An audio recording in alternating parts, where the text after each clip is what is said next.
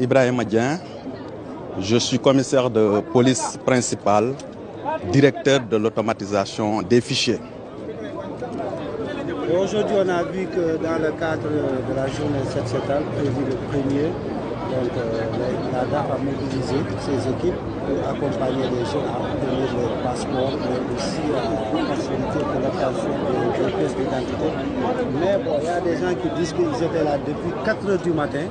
Mais jusqu'à présent, on l'avait dit que c'était gratuit, mais on demande de l'argent. Si vous pouvez revenir un peu des explications plus claires. Voilà, merci beaucoup.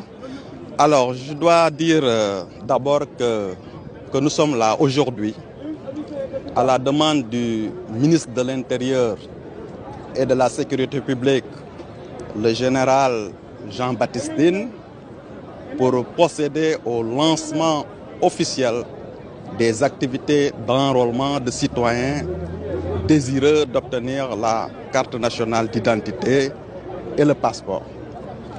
Ces activités sont menées en prélude à la journée de mobilisation citoyenne dénommée Setal Sunu Réew, prévue le 1er février 2025 et dont le ministère de l'Intérieur et de la Sécurité publique a été désigné maître d'œuvre. Je voudrais saisir cette occasion pour lancer un appel aux populations pour une participation massive à cette journée de nettoiement. Alors, pour en revenir à votre question, disons que des informations ont circulé selon lesquelles l'enrôlement était gratuit. En réalité, il n'y a rien à payer pour cet enrôlement, sauf que le demandeur, naturellement, doit payer la quittance s'il s'agit du passeport. Et s'il s'agit donc d'une demande de duplicata pour la carte nationale d'identité, le demandeur doit effectivement payer le timbre de 10 000 francs. Mais hormis ces quittances et ces timbres, il n'y a aucun frais à supporter par le demandeur. Par rapport à ça, est-ce que vous avez pris des dispositifs? Parce qu'on a vu qu'il y a trop de monde. Des dispositifs ont été pris. Effectivement, donc pour assurer le service d'ordre, vous avez vu les éléments de la police qui sont déployés depuis ce matin de très bonne heure pour assurer le service d'ordre.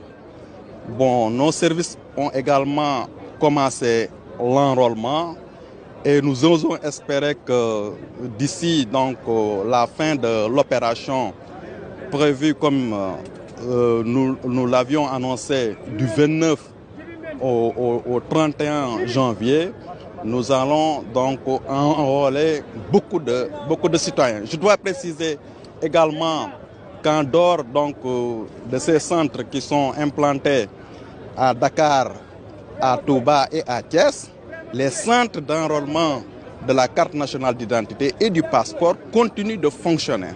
Ça aussi, je pense que c'est une précision à faire. Alors, si vous le permettez, je voudrais également saisir l'occasion pour annoncer, pour faire part, en tout cas, d'un programme qui est initié par la direction de l'automatisation du fichier sur instruction du ministre de l'Intérieur. Le dit programme porte sur le renforcement du maillage du territoire en centre d'enrôlement. Donc sous peu, vous allez voir de nouveaux centres d'enrôlement de la carte nationale d'identité. Ces centres sont déjà équipés et il ne reste que les réglages au plan technique pour les rendre opérationnels. Avec ces centres, les populations auront moins de difficultés pour obtenir la carte nationale.